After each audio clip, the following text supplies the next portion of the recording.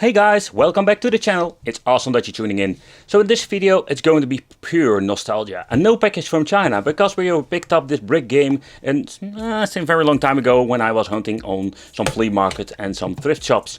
And I came across this thing, and the reason I picked it up because this is the real old deal, the real old school stuff that I picked up back in the day when I was a child. Yep. Let me know in the comments, did you ever own a brick game and what do you think of it? So nowadays on China we can buy these really flimsy chemical versions, like they are like nothing compared with this version. So that's the reason I picked it up, and I just want to make a video about it because this is for me like pure nostalgia. But let's see what kind of games are on it. Let's play some games, but first let's add some batteries. Oh, the old days. Like I had a Game Boy, but also had like a brick game. They were selling these things in all kinds of weird form factors, but this was the quality, the first edition that I got. And it's more like I had these weird games like Frogger and Tetris. And nowadays we can still pick it up. This one is a little bit bust up. I cleaned it up and I just want to leave it in this condition because this is just pure nostalgia. But let me know in the comments what do you think of this, because this called it the Brick Game 999 in one, the Commodore A999, and if you turn around it's going to be 666. Yeah. But they had like this old school LCD display in it. I did pick up in the past when I started this channel a couple of them, and most of them were like broken, and I was curious if this thing was even working. But yeah, basically these brick games are like Tetris games. Sometimes they're like multi games. But that's the question, is it actually like the multi-game like back in the day? Alright, so we can go left, right, and here says level, speed, mode. And the reason why, because when you're going to get in the menu, you can choose the speed, you can change the mode, and of course the level. And here you can see some things changing, rotation direction, on and off. We can mute it and start the game. And the fun thing is, like when I'm playing the ones from AliExpress, they don't make the sound, like it doesn't do anything, like having this weird sound in the beginning, like so that's kind of a music, but they don't make this music, like this tune. Oh, silence is much better. It's kind of interesting. But the first thing I noticed, like that is different. Let's pause it. So the first thing I'm noticing, like even they call it the 999 or the 666. The thing is, like there is nothing. Like there's nothing comparable with the Chinese version, because the plastic is way thick, non-chemical, but also the games. Like this thing is completely made like a Tetris clone, let's say a brick game. And with the previous models we have seen it comes with Frogger games, race games and all other kinds of versions. Okay, so let's take a close look at the menu itself. So here we can change the level. Oh crap, I want to have level 0. Okay, so let's put it on speed number 1. But the weird thing, like we're having different modes, but it doesn't say anything to me. Like I'm guessing this is the thing that they mean like with 99. Yep, you can go all the way up there. Holy shit, that is a lot. Let's go to level 100. Let's start. Let's see what happens now.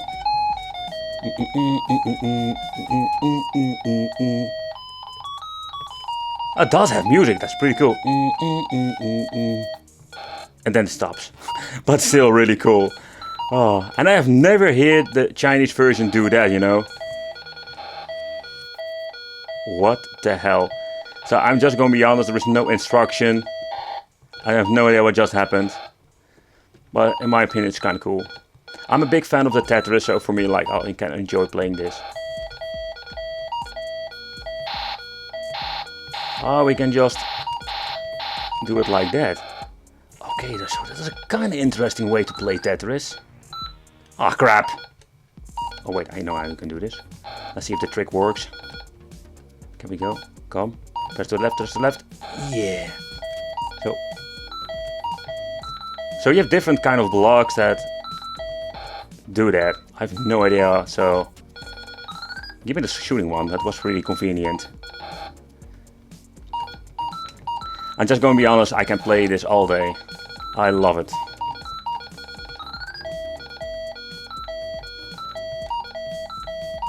No idea why that makes that noise. Going great, going great.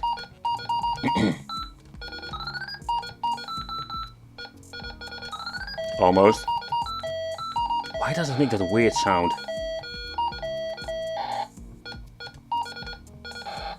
But yeah, you get the point. It's Tetris. But shall we look in the inside? How does the device even look? I find it quite interesting that they're not selling this anymore, so far I know. Like the way they sell it, what I already mentioned, like they're selling these devices more like multi-devices. So now we're going to get a racing game, a tank game, stuff like that. It's kind of strange that they're not selling it like the brick game as it is now. To be honest, I personally prefer to have this version. Sounds maybe kind of weird because it only has more like only Tetris. Oh crap, I think. Oh, that fits. But I do like Tetris, and the Frogger game and the other ones, like, okay, in my opinion, didn't really work on the other one. Alright, so let's open it up. Let's put all of the parkers over here, otherwise I will lose a couple of them. And let's do a quick peek in the inside. So first of all, what you're going to get is not a lot. So the only thing that we're going to get is a battery compartment, 2 PCBs and a speaker. The speaker itself, I don't know if it's similar to the ones they are using now. This thing goes freaking loud and I would like it. So the cables are all soldiered to the PCB over here because this is the main PCB that has all the function, and that also includes the games. Over here we're going to get some weird cheap wires. The soldering quality itself is not bad at all, and here we're going to get, of course, the PCB for the control panel. Okay, over here we're going to get a capacitor. And let's remove the other 6 screws because I want to give you a look in the inside. So this is basically the main board itself, everything that contains like the chip. I would not be surprised if we're going to open it up and I cannot show you in chip or whatever, because most of the time they're using blobs on these things just to protect their IP or something like that. But the construction wise, it's quite interesting in my opinion. You need to take consideration this thing is like freaking old, and the technology was completely different back then. So it says here E9099. Alright, so let's lift it up. So that is what it is. So it seems to be like the screen itself, it's attached to this PCB. I can't remove it. I'm just going to leave it over there, but you can already see like over there is a black blob, so there is nothing much to see. I know like with the Chinese version, it's a very tiny screen, super cheap, and most time they are like you can separate them from the PCB itself. So yeah, that's it. I just want to give you a quick look in the inside how it looks in the old school brick games. Alright guys, I hope you really enjoyed this video. For me it was more like a quick revisiting of this brick game from back in the 90s. Like the good old days where we can pick up a brick game, and it was not really bad quality in my opinion. Like they are made very cheaply, but not that cheap like nowadays. You can pick them up like in all the kinds of form factors, but they don't so far I know have the same firmware.